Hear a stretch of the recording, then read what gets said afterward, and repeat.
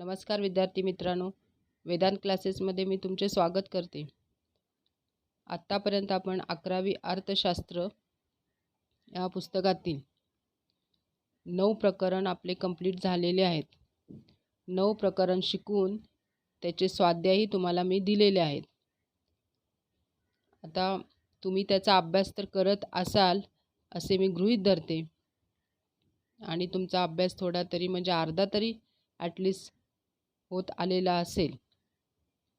तर आपण शेवटचं प्रकरण आपलं एक राहिलं आहे 10, ते आज आपण घेणार आहोत आणि मी शिकवते आहे. बघा, प्रकरण 10, भारतातील आर्थिक नियोजन. बघा, प्रकरण 10 आहे भारतातील आर्थिक नियोजन. तर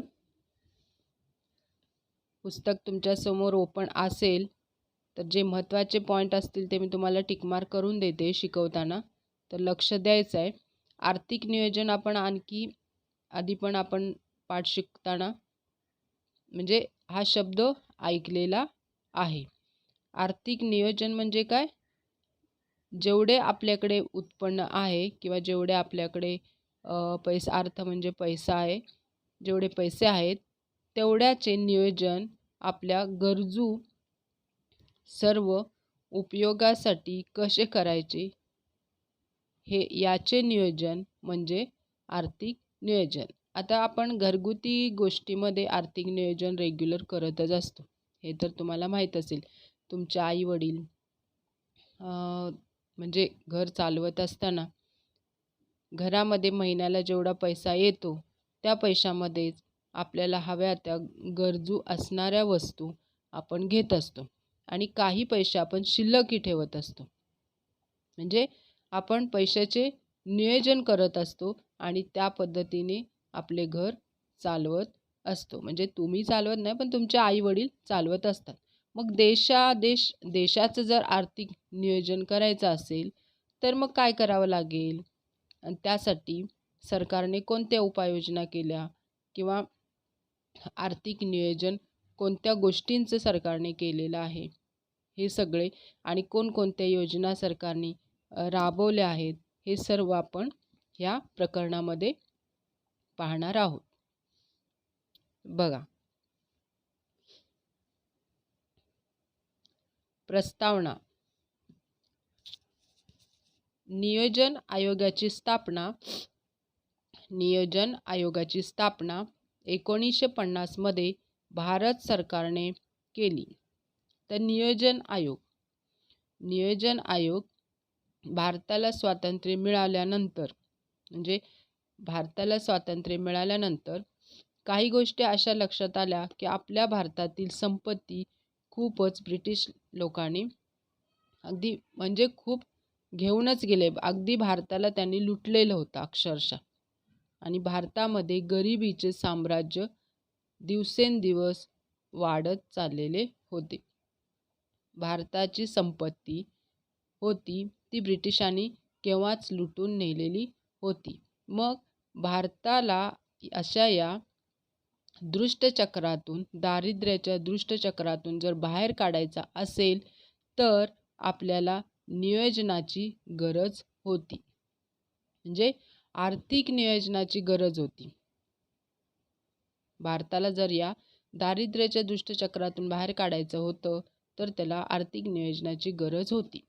मग 1950 मध्ये मग या नियोजन आयोगाची स्थापना करण्यात आली. भारत सरकारने केली. पंतप्रधान हे नियोजन आयोगाचे पदसिद्ध अध्यक्ष असतात. नियोजन आयोगाचे अध्यक्ष कोण असतात? तर पंतप्रधान.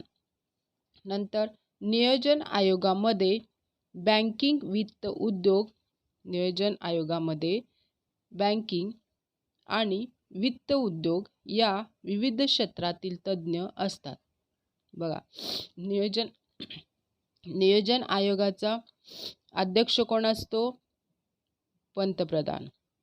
आणि या आयोगामध्ये कोणत्या क्षेत्रातले लोक असतात? तर बँकिंग, वित्त आणि उद्योग. आर्थिक नियोजनाची रूपरेषा तयार करण्याचे उत्तरदायित्व हे नियोजन आयोगाचे असते.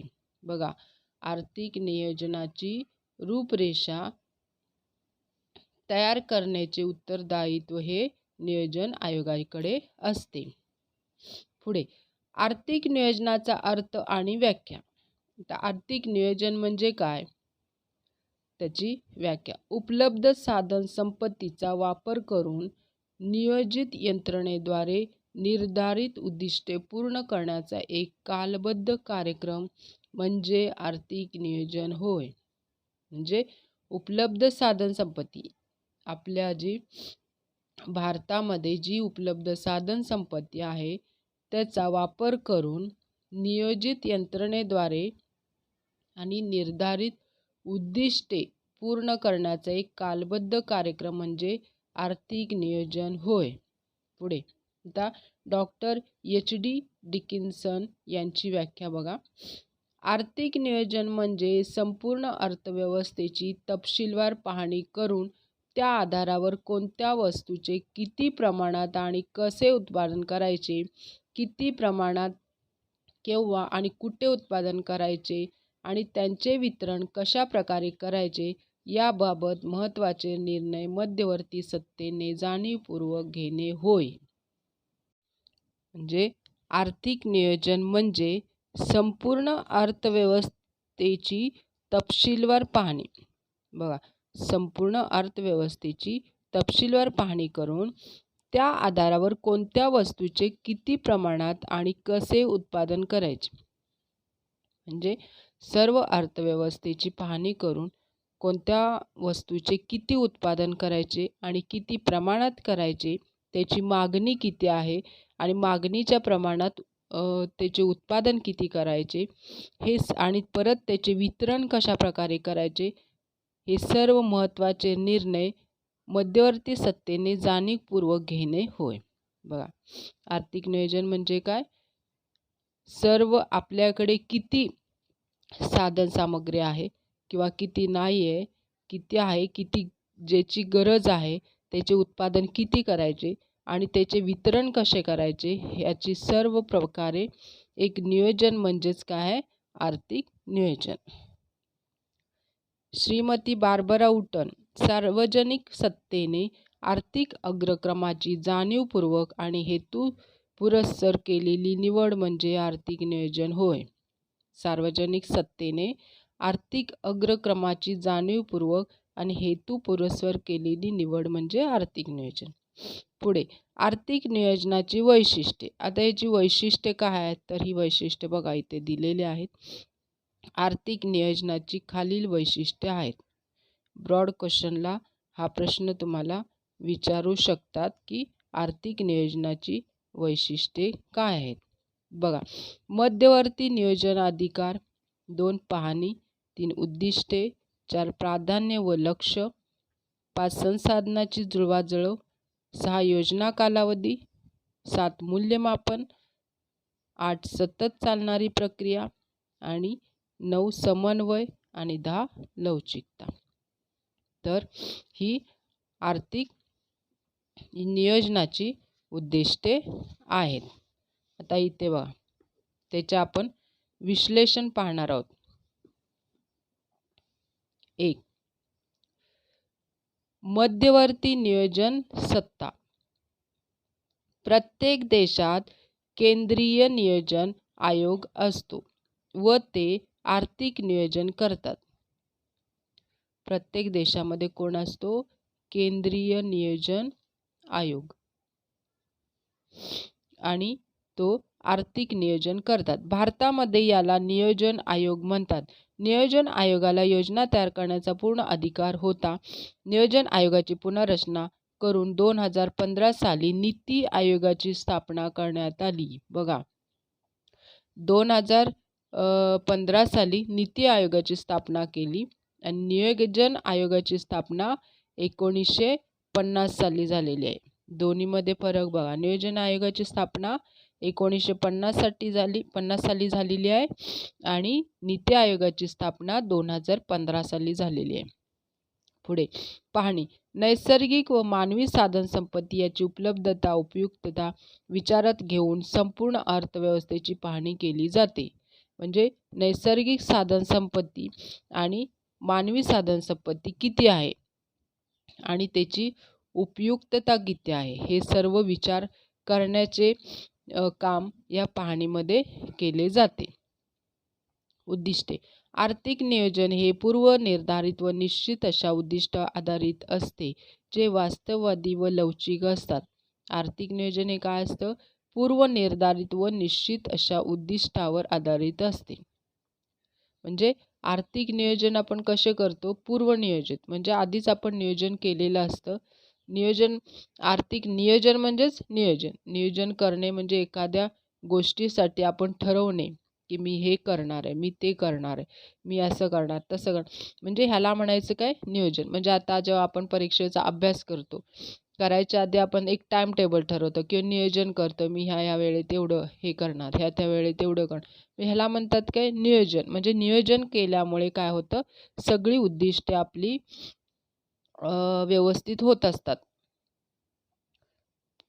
प्राधान्यक्रम आणि लक्ष्य, आर्थिक विकासाला गती देण्यासाठी आर्थिक नियोजनात प्रत्येक क्षेत्राच्या महत्त्वानुसार प्राधान्यक्रम ठरवला जातो. लक्ष्य ठरवून उद्दिष्ट प्राप्तीसाठी ठोस पावले उचलली जातात.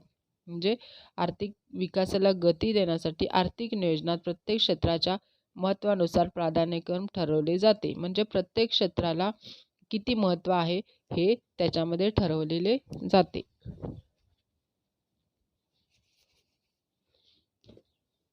आर्थिक नियोजनमध्ये सर्व हे ठरवलं जातं. म्हणजे कोणत्या गोष्टीचं जर आपण व्यवस्थित नियोजन केलं तर आपलं उद्दिष्ट आपण साध्य करू शकतो. साधनांची जुळवाजुळव, नियोजन करण्यासाठी लागणारी विविध आवश्यकता संसाधने, उदाहरण कर आकारणे, घरगुती बचत, तुटीचा अर्थभरणा, बाह्य सहाय्यक, सार्वजनिक कर्ज यांची जुळवाजुळव आवश्यक आहे.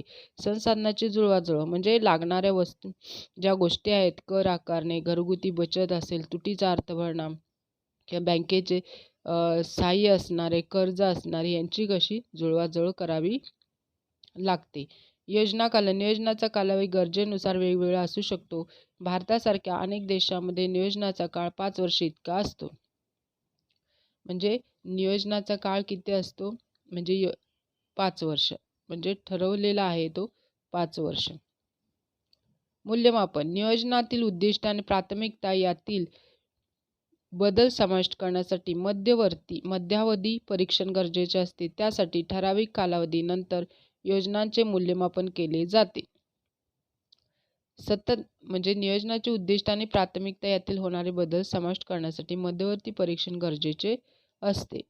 मूल्यमापन, नियोजनातील उद्दिष्ट आणि प्राथमिकता यातील होणारे बदल समाविष्ट करण्यासाठी मध्यवर्ती परीक्षण गरजेचे असते. यासाठी ठराविक कालावधीनंतर योजनांचे मूल्यमापन केले जाते. बघा आता आपण किती काळ त्यांनी ठरवलेला आहे? 5 वर्ष. मग 5 वर्षाच्या काळामध्ये मध्यामध्ये काय फरक पडतोय का नियोजनामध्ये? एखादं नियोजन केलेलं आहे, मग त्याच्यामध्ये काही चेंजेस दिसत आहेत का? हे परीक्षण पण करावं लागतं, म्हणजे मूल्यमापन करावं लागतं. सतत चालणारी प्रक्रिया, आर्थिक नियोजन ही एक सातत्यपूर्ण प्रक्रिया आहे. या प्रक्रियेद्वारे देशाच्या आर्थिक विकासाचे उद्दिष्ट गाठले जाते. म्हणजे ही कशी आहे? सातत्यपूर्ण म्हणजे सतत चालणारी प्रक्रिया आहे. समन्वय, केंद्राप्रमाणे राज्यामध्ये नियोजन केले जाते, त्याच्यामध्ये समन्वय साधण्याचे काम केले जाते. केंद्राप्रमाणे राज्यांच्या मध्ये मग पण समन्वय साधण्याचे काम केले जाते.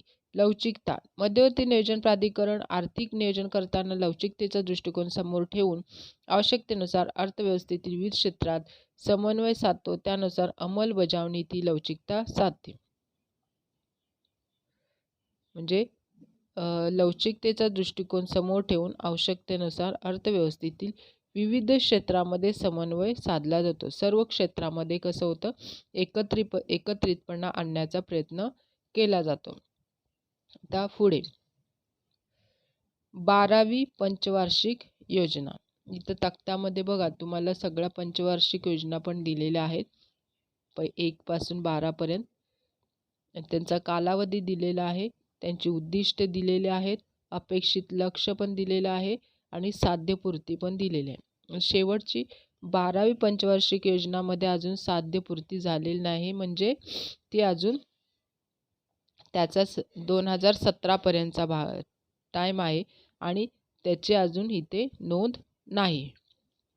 पुढे 12वी पंचवार्षिक योजना 2012 ते 17. 12व्या पंचवार्षिक योजनेचा कालावधी 2012-17 असून जलद व शाश्वत वृद्धीवर लक्ष केंद्रित केले आहे. त्याला उठलास. 12वी पंचवार्षिक योजना 2012 ते 17. बघा, 12वी पंचवार्षिक योजनेचा कालखंड किती आहे? 2012 ते 17. 12व्या पंचवार्षिक योजनेचा कालावधी 2012 ते 17 असून जलद व शाश्वत वृद्धीवर लक्ष केंद्रित केले आहे. सरकारी खर्चातून भारतातील शेती, शिक्षण, आरोग्य आणि सामाजिक कल्याण यांच्या विकासाला प्रोत्साहन देणे हे या योजनेचे अपेक्षित उद्दिष्ट आहे. तसेच उत्पादन क्षेत्राच्या विकासातून रोजगार निर्मिती करणे हेही अपेक्षित आहे. बघा, तर 12वी पंचवार्षिक योजना 2012 ते 2017चा त्यांचा कालखंड म्हणजे 5 वर्षाचा असतो. प्रत्येक योजनेचा कालखंड हा 5 वर्षच आहे, मागं तुम्हाला मी बोलले. मग त्याच 5 वर्षामध्ये काय लक्ष केंद्रित केलं त्यांनी? तर जलद व शाश्वत वृद्धीवर. म्हणजे जलद आणि शाश्वत, म्हणजे शाश्वत म्हणजे काय? कायम स्वरूपी टिकेल असा, आणि जलद गतीने एकदम हे करायचं आहे त्याच्यामध्ये, म्हणजे बदल झाला पाहिजे. सरकारी खर्चातून भारतातील शेती, शिक्षण, आरोग्य, म्हणजे सरकारी खर्चातूनच भारतातील शेती, शिक्षण, आरोग्य या तिन्ही गोष्टीमध्ये जलद गतीने बदल झाला पाहिजे. म्हणजे त्यांच्या सोयीमध्ये वाढ झाली पाहिजे. आणि सामाजिक कल्याण यांच्या विकासाला प्रोत्साहन देणे हे या योजनेचे अपेक्षित उद्दिष्ट आहे. म्हणजे शेतीमध्ये शेतीकडे लक्ष दिलं, कारण शेतीला ज्या हव्या त्या वस्तू किंवा शेतकऱ्यांना मदत केली, त्यांना वेळच्या वेळी शेतीची खते, बी बियाणे सरकारकडून मोफत जर मिळाली, किंवा त्यांना जे शेतीमध्ये लागणाऱ्या ज्या उपकरणं, वस्तू त्या जर त्यांना कमी खर्चामध्ये सरकारकडूनच मिळाल्या, तर ते शेतीमध्ये उत्पन्न जास्त पिकू शकेल आणि शेतकऱ्यांचाही फायदा होईल. परत शिक्षण आणि आरोग्य, शिक्षणाच्या सोयी पण मुलांना वेळच्या वेळी चांगल्या पद्धतीने मिळाल्या किंवा त्यांना मदत मिळाली, तर तिथेही सामाजिक कल्याण घडून येणार आहे. नंतर आरोग्याच्या सोयी, कारण खेड्यापाड्यातनी बघा आरोग्याच्या सोयी व्यवस्थितपणे नसतात. काही ठिकाणी तर डॉक्टर उपलब्धही नसतात खेड्यामध्ये. अशा ठिकाणी जर आरोग्याच्या सोयी ह्या व्यवस्थित पोहोचल्या पाहिजेत, म्हणजे याच्यातून काय होणार आहे? सामाजिक कल्याण साध्य करता येणार आहे. या योजनेच्या अपेक्षित उद्दिष्ट आहे, म्हणजे ह्या विकासाला प्रोत्साहन देणेच या योजनेचे काय आहे? उद्दिष्ट आहे. तसेच उत्पादन क्षेत्राच्या विकासातून रोजगार निर्मिती करणे हेही अपेक्षित आहे. म्हणजे उत्पादन क्षेत्राच्या विकासातून रोजगार निर्मिती करणे. उत्पादन वाढत असेल, उत्पादन वाढलं तरच रोजगार मिळणार आहे लोकांना. जेवढे उत्पादन वाढत जाईल तेवढा रोजगार मिळत जाणार आहे. म्हणजे हे एक उद्दिष्ट ते अपेक्षित होते. आता 12व्या पंचवार्षिक योजनेची मुख्य उद्दिष्टे, तरी आता खाली आणि उद्दिष्ट दिलेले आहेत, आपण बघूया. 1. आर्थिक वृद्धी. आर्थिक वृद्धी म्हणजे काय? आर्थिक पद्धतीने वाढ होणे. वास्तविक स्थूल देशांतर्गत उत्पादन वृद्धीचा दर 8% पर्यंत प्राप्त करणे. काय आहे? वृद्धीचा दर 8% पर्यंत प्राप्त करणे आहे. नंतर शेतीचा वृद्धी दर 4% पर्यंत प्राप्त करणे. शेतीचा वृद्धी दर 4% पर्यंत प्राप्त करणे. औद्योगिक व उत्पादन वृद्धीचा दर 10% पर्यंत प्राप्त करणे.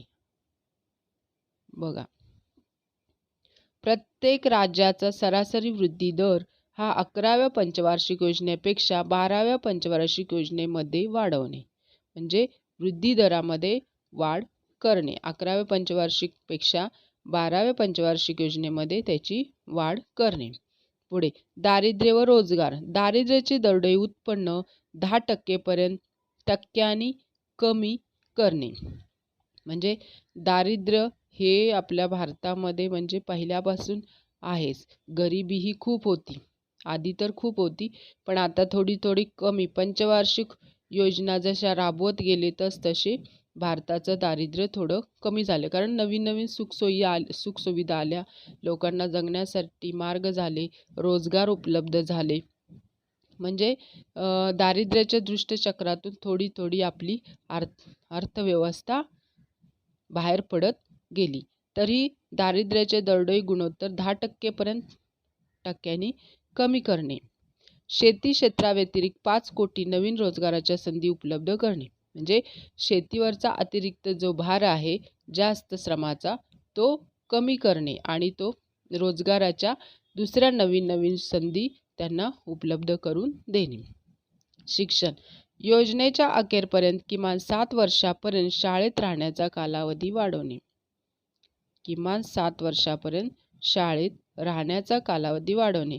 कौशल्यधिष्ठित उच्च शिक्षणाच्या संधी निर्माण करणे आणि उच्च शिक्षणाच्या संधी निर्माण करणे.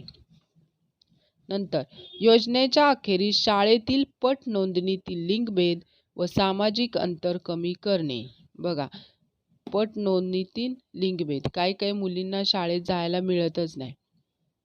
मुलींना कशाला शिकवायचं, त्यांना शिकून काय करायचं आहे, त्यांचं लग्नच होणार आहे, दुसऱ्याच्या घरी असे जे अंधश्रद्धा किंवा अशा ज्या जुन्या रूढी लोकांच्या मनामध्ये होत्या, त्या आत्ता तरी कमी होत आहेत. म्हणजे लिंगभेद म्हणजे शाळेतील पटमध्ये मुलांची संख्या जास्त असायची आणि मुली जास्तीत जास्त नसायच्याच, कमीत कमी असायच्या. मग आता काय झालेलं आहे, तर पालक अगदी सुशिक्षित झालेले आहेत आणि त्यांना कळू लागले की शिक्षण हे सर्वांना समान मिळालं पाहिजे, मुलगी असो वा मुलगा.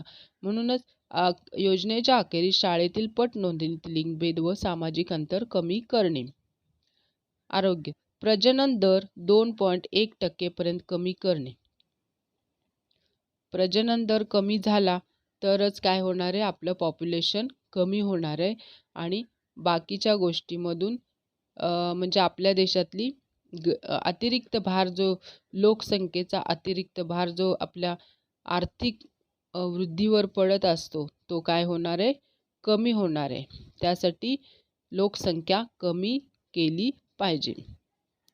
0.3 वयोगटातील बालकांचे कुपोषणाचे प्रमाण योजनेच्या अखेरीस राष्ट्रीय कौटुंबिक आरोग्य पाहणीच्या 3ऱ्या स्तराच्या अर्ध्यापर्यंत कमी करणे. तर कुपोषण असणारी बालकं म्हणजे 0 ते 3 वयोगटातली जी लहान मुलं आहेत, ते काही वेळा कुपोषणामुळे त्यांचा मृत्यू होतो. तर हे प्रमाण कमी करणं हे या योजनेचे उद्दिष्ट आहे. पायाभूत सुविधा. पायाभूत सुविधामध्ये गुंतवणुकीत स्थूल देशांतर्गत उत्पादनाच्या GDP 9% पर्यंत वाढ घडवून आणणे. सर्व खेडी पक्क्या रस्त्यांनी जोडणे. ग्रामीण दूरध्वनीची व दूरदर्शनची घनता 70% पर्यंत वाढवणे. अजून पायाभूत सुविधा काय, सर्व खेड्यामधली जे रस्ते आहेत ते पक्क्या रस्त्यांना जोडणे, म्हणजे हायवेला जोडणे. खेड्यातले रस्ते पक्के चांगले करून ते कुठं जोडणार आहे, तर शहराच्या हायवेला. ग्रामीण दूरध्वनीची दूरदर्शनची घनता 70% पर्यंत वाढेल. म्हणजे टेलिफोनिक जे सुविधा आहेत किंवा दूरदर्शनच्या सुविधा आहेत त्या आणखी जास्त वाढवणे. पर्यावरण व शाश्वतता. 12व्या पंचवार्षिक योजनेच्या काळात दरवर्षी 10 लाख हेक्टर इतके वनराई क्षेत्र वाढवणे. बघा, वनराई क्षेत्र वाढलं तर आपला पर्यावरण संतुलित राहील. नाहीतर मग प्रदूषण आणि वेगवेगळ्या अशा म्हणजे नैसर्गिक हानी आपल्याला सहन कराव्या लागत आहेत. कारण का, तर पर्यावरणाचं संतुलन बिघडत असतं, म्हणून झाडं तोडून आपण बिल्डिंग उभा करतो, त्यामुळे झाडांची संख्या कमी होते, त्यामुळे प्रदूषण वाढतं. त्यासाठी काय हे करावे लागेल, दरवर्षी 10 लाख हेक्टर इतके वनराई क्षेत्र वाढवणे. सेवा पुरवणे. योजनेच्या अखेरीस 90% भारतीयांना बँकिंग सेवा पुरवणे, बँक खात्याची जोडणी आधाराशी करणे. बघा, योजनेच्या अखेरीस काय आहे, 90% भारतीयांना बँकिंग सेवा पुरवणे. 90% लोकांना बँकिंग सेवा पुरवणे, बँकेची खाती ओपन करायला लावणे आणि त्यांची आधाराशी जोडणी करणे. आपल्या पंतप्रधानांनी जनधन मार्फत काय केलं, तर सर्व लोकांची बँकेची खाती ओपन केली आणि ती आधाराशी संलग्न करून घेतली. अनुदाने व सरकारकडून मिळणाऱ्या लाभाची रक्कम लाभधारकाच्या खात्यात थेट जमा करणे. मग काय झालं, जनधन योजनेमुळं सरकारने जनधन योजना जी काढली ती सगळ्यांचे बँक खाते ओपन झाली. सगळ्यांची बँक खाते ओपन झाल्यानंतर जनधन योजनेच्या अंतर्गत सगळ्यांच्या अकाउंटमध्ये जे सरकारी काय असेल अनुदान किंवा सुविधा असतील त्या त्यांच्या स्वतंत्र अकाउंटमध्ये थेट बँकेच्या खात्यामध्ये जमा होऊ लागली. NITI Aayog, national institute of transferring India. NITI Aayog म्हणजे काय, national institute for transferring India. 12वी पंचवार्षिक योजनेचा कालावधी 31 मार्च 2017 रोजी संपला. 31 मार्च 2000 रोजी संपला. पुढील कार्यपूर्ततेसाठी या योजनेत 4 ऑक्टोबर 2017 अशी 6 महिन्याची मुदतवाढ देण्यात आली. या दरम्यान नियोजन आयोगाऐवजी नीती आयोगाची निर्मिती करण्यात आली. नीती आयोगाची स्थापना हे नाविन्यपूर्ण पाऊल आहे. यामागे संघटन व विकेंद्रीकरणाची तत्त्वे अधिक मजबूत करणे तसेच आर्थिक वृद्धी व विकासाचा वेग वाढवणे अशी उद्दिष्टे आहेत. नीती आयोगाचा ठराव 1 जानेवारी 2015 साली मंजूर झाला, पण प्रत्यक्षात त्याची अंमलबजावणी 12वी पंचवार्षिक योजना पूर्ण झाल्यानंतर सुरू झाली. नीती आयोगाची स्थापना कधी झाली, मंजूर कधी झाली, 2015 साली ठराव मंजूर झाला, पण त्याची 12वी पंचवार्षिक योजना सुरू झाल्यानंतर त्याची अंमलबजावणी चालू झाली. थिंक टँक कार्य.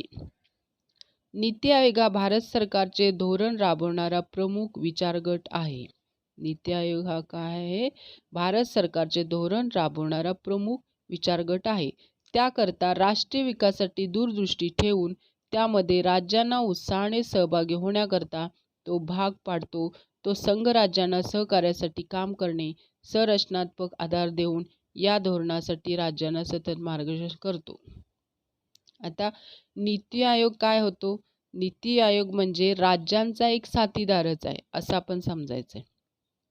म्हणजे राज्यांना तो काय करतो,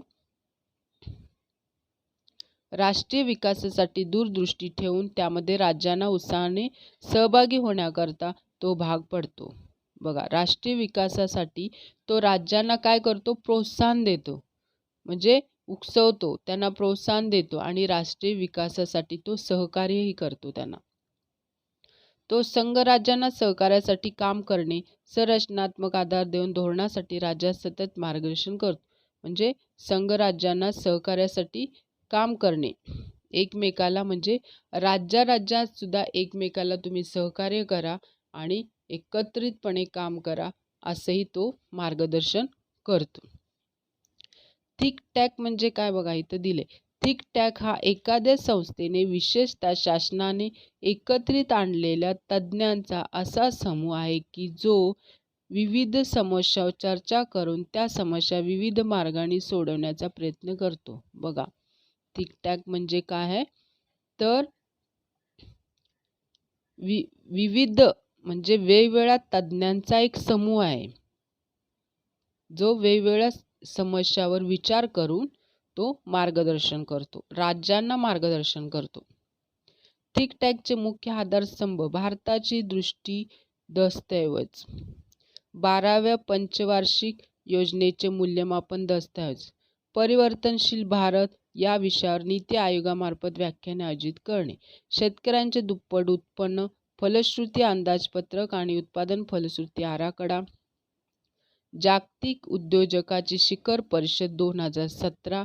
मागासलेल्या जिल्ह्यांची निवड करून त्यांना सक्षम करण्यासाठी कार्यक्रम राबवणे. म्हणजे ही नीती आयोगाची काय आहेत, आधारस्तंभ आहेत. म्हणजे त्यांचं काम आहे. काम काय करतात ते हे दिलेलं आहे. नीती आयोग काय काम करतो, तर ही सर्व कामे तो करतो. भारताची दृष्टी दस्तऐवज 12व्या पंचवर्षीय योजनेचे मूल्यमापन दस्तऐवज म्हणजे मूल्यमापन करून तो वेगवेगळ्या राज्यांना तो काय करतो, सहकार्य करतो आणि वेगवेगळ्या समस्यावर तो सल्ले देतो. ठीक आहे. नीती आयोगाची रचना. आता बघा, 1 जानेवारी 2015ला ठराव करून नीती आयोगाची अंमलबजावणी 16 फेब्रुवारी 2015 पासून झाली. अंमलबजावणी कधी चालू झाली? 16 फेब्रुवारी 2015. नीती आयोगाची रचना खालीलप्रमाणे आहे. शासकीय परिषद यात सर्व राज्याचे मुख्यमंत्री व केंद्रशासित प्रदेशांचे राज्यपाल. नीती आयोगाचे सदस्य बघा, एक शासकीय परिषद यात सर्व राज्यांचे मुख्यमंत्री व केंद्रशासित प्रदेशांचे राज्यपाल. शासकीय परिषदेमध्ये. प्रादेशिक परिषदेमध्ये यात संभाव्य उद्भवणाऱ्या विशिष्ट घटना व विशिष्ट महत्त्वाचे विषय यांच्या निराकरणासाठी राज्य किंवा प्रदेशाचा समावेश असलेली परिषद. विशेष आमंत्रित. यामध्ये विशिष्ट विषयाचे ज्ञान असणारे तज्ज्ञ व व्यावसायिक यांची निवड पंतप्रधान करतात. नंतर संस्थात्मक संरचना. पंतप्रधानाच्या व्यतिरिक्त खालील सदस्य त्यात सामावलेले असतात. अध्यक्ष भारताचे पंतप्रधान. उपाध्यक्ष पंतप्रधानाकडून नियुक्ती. पूर्णवेळ सदस्य 5, अर्धवेळ सदस्य 2. नंतर पदसिद्ध सदस्य पंतप्रधानांनी नियुक्त केलेले मंत्रिमंडळ जास्तीत जास्त 4 सदस्य. मुख्य कार्यकारी अधिकारी CEO पंतप्रधानांनी एका ठराविक कालावधीसाठी नियुक्त केलेला भारत सरकारच्या सचिव पदावरील मुख्य कार्यकारी अधिकारी. CEO म्हणजे कोण, तर बघा, आणि सचिवालय आवश्यकतेनुसार नियुक्ती. सचिवालयाची आवश्यकतेनुसार नियुक्ती. आता नीती आयोगाची कार्ये दिलेत आपल्याला. राष्ट्रीय सर्वसमावेशक विषय पत्रिका. राज्यांच्या सक्रिय सहभागाने राष्ट्रीय विकास प्राधान्य आणि धोरणांचा सामाजिक दृष्टिकोन विकसित करणे. पंतप्रधान व मुख्यमंत्र्यांना राष्ट्रीय विषय पत्रिकेची रचना पुरवली गेल्यामुळे योजनेची अंमलबजावणी करणे सोयीचे होईल. तर नीती आयोगाची कार्ये दिलेले आहेत. तर राष्ट्रीय सर्वसमावेशक विषय पत्रिका तयार करणे आणि ती पंतप्रधान व मुख्यमंत्र्यांना राष्ट्रीय विषय पत्रिकेची रचना पुरवली गेल्यामुळे योजनेची अंमलबजावणी करणे सोयीचे होईल. नीती आयोग हा राज्याचा सर्वात चांगला मित्र आहे. बघा, मगाशी मी बोलली नीती आयोग काय झाला आहे, तर राज्यांचा मित्र आहे. का, तर विविध समस्यांचा सामना करण्यासाठी तसेच राज्यांच्या तुलनात्मक फायद्यासाठी राज्यांना सहकार्य करणे. नीती आयोग काय करतो, तर राज्यांना सहकार्य करतो. म्हणजे त्यांच्या राज्याच्या काही समस्या असतील किंवा काही प्रॉब्लेम्स असतील तर प्रॉब्लेम ते सॉल्व करण्याचे काम नीती आयोग करत असतो किंवा सल्ले देत असतो किंवा त्यांच्या अडचणी दूर करण्याचा तो प्रयत्न करत असतो. तुलनात्मक फायद्यासाठी राज्यांना सहकार्य करणे. राज्यातील तुलनात्मक फायदा म्हणजे काय, प्रत्येक राज्याचा दरडोई उत्पन्न किंवा आर्थिक स्थिती वेगवेगळी असते प्रत्येक राज्याची. मग प्रत्येक राज्याची तुलनात्मक फायद्यासाठी राज्यांच्या तुलनात्मक फायद्यासाठी राज्यांना सहकार्य करणे. मंत्रिमंडळातील विविध खाती आणि त्यांच्याकडे असलेल्या विविध कल्पना राबवण्यासाठी उपयुक्त सल्ला देणे. म्हणजे काही काही वेगवेगळ्या कल्पना जर असतील चांगल्या तर त्या राबवण्यासाठी सल्ला देणे, त्यांची कार्यक्षमता वाढवणे. यासाठी नीती आयोग हा केंद्रावरील राज्यात सर्वात चांगला मित्र आहे. म्हणजे राज्यांना तो मदत करतो एखाद्या मित्राप्रमाणे. विकेंद्रित नियोजन कार्यक्रमाची पुनर्रचना करणे, त्यानुसार ग्रामीण स्तरापासून केंद्र स्तरापर्यंत त्याची अंमलबजावणी करणे. नियोजन कार्यक्रम असतात ते कार्यक्रमाची अंमलबजावणी केली जाते. ज्ञानांचे नाविन्य केंद्र राज्य कारभाराद्वारे एक संशोधन करतात, तसेच संशोधनाचे प्रसारक आणि सुशासन विषयक सर्वोत्तम कृती तयार करणे. संसाधन केंद्र जे ओळख विश्लेषण करते व त्याची प्रतिकृती सुलभ करणे. देखरेख आणि मूल्यमापन धोरणाच्या अंमलबजावणी व देखरेख करणे व त्याच्या परिणामाचे काटेकोर पाठपुराव्यानिशी मूल्यमापन करणे. सर्वव्यापक कार्यक्रम मूल्यांकनाद्वारे साध्य करणे. गरज असलेल्या गोष्टींमध्ये दुरुस्ती करून त्यातील दोष ओळखणे आणि कालखंड ठरवून धोरण अधिक कार्यक्षम करण्यासाठी प्रोत्साहन देणे.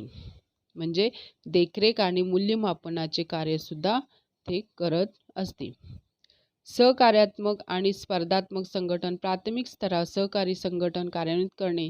राज्याचा सक्रिय सहभाग वाढवून राष्ट्रीय धोरण तयार करणे. पंतप्रधान व राज्याचे मुख्यमंत्री यांच्या संयुक्त अधिकारात संख्यात्मक गुणात्मक उद्दिष्टांची कालबद्ध अंमलबजावणी व पूर्तता करणे. आणि इतर कार्ये आंतरसल्लागार, विवाद निराकरण, तंत्रज्ञान अद्ययावतीकरण. म्हणजे राज्यातील वाद असतील ते सुद्धा तो निराकरण करण्याचे काम करतो. आता बघा इथे नियोजन आयोग आणि नीती आयोग यांच्यामध्ये डिफरन्स दाखवलेला आहे, फरक त्यांच्यामध्ये त्यांची वेगवेगळी इथे कार्य पण दाखवलेली आहेत. नियोजन आयोग बघा, नियोजन मंडळाची स्थापना 15 मार्च 1950 मध्ये झाली आणि नीती आयोगाची स्थापना 1 जानेवारी 2015 मध्ये झाली. दुसरा, नियोजन आयोग मंत्रालय व राज्य सरकारला निधी पुरवित असे, तर नीती आयोग थिंक टँक आहे. निधीचा पुरवठा वित्त मंत्रालयामार्फत केला जातो. राज्याची भूमिका राष्ट्रीय विकास परिषदेपुरती NDC मर्यादित ठेवून नियोजन बैठकाद्वारे संवाद करणे. इथं राज्य सरकारची भूमिका नियोजन मंडळापेक्षा जास्त महत्त्वाची असणे अपेक्षित आहे. 4. सचिव किंवा सदस्य नेहमीच्या प्रक्रियेद्वारे नियुक्त होतात. इथे मुख्य कार्यकारी अधिकारी यांची नियुक्ती पंतप्रधान करतात. पुढे 5. नियोजन आयोगाकडे अर्धवेळ काम करणाऱ्या सदस्यांची तरतूद नव्हती. नीती आयोगाकडे 2 अर्धवेळ सदस्य गरजेनुसार काम करतात. 6. नियोजन आयोगाकडे असलेला अध्यक्ष, सचिव सदस्य व पूर्ण वेळ काम करणारे सदस्य होते, तर नीती आयोगात अध्यक्ष, उपाध्यक्ष, वेळ सदस्य, अर्धवेळ सदस्य, सचिव पदाचे कार्यकारी अधिकारी व मुख्य कार्यकारी अधिकारी यांचा समावेश आहे. नियोजन आयोग राज्यासाठी धोरणे लागू करणे आणि प्रकल्पांना मंजुरी देऊन निधी वाटपाचे काम करत असे, तर 7. नीती आयोग हा केवळ विचार विनिमय करणारा गट असून त्यात धोरणे बनवायचा अधिकार नाही. हे त्यांचे दोन्हीचे डिफरन्स आहेत, विचारू शकतात तुम्हाला एक्झामला. तर इथं आपले 10 लेसन सगळे संपलेले आहेत. अर्थशास्त्रातले 10 लेसन इथं संपलेले आहेत. आता ह्या लेसनचा स्वाध्याय तुम्हाला पुढच्या व्हिडिओमध्ये मी घेईन. तोपर्यंत तुम्ही हा लेसन पूर्ण वाचायचा आहे आणि अभ्यासाला सुरुवात तर तुमच्या आधी झाली असेल. वेळच्या वेळी सर्व लेसन वाचायचे आहेत. लेसन वाचायचं आहे आणि त्याच्या खालचे क्वेश्चन आन्सर फुल्ली सगळे सॉल्व करायचे आहेत. सॉल्व करून तर मी दिलेलेच आहेत, तरीही तुम्ही ते व्यवस्थित वाचायचे आहेत. आणि व्हिडिओ लाईक आणि सबस्क्राईब करायला विसरू नका, कारण नवीन जे नोटिफिकेशन तुम्हाला ते येतील नवीन व्हिडिओचे. आणि ह्याचा स्वाध्याय तुम्हाला पुढच्या व्हिडिओमध्ये मिळेल. धन्यवाद.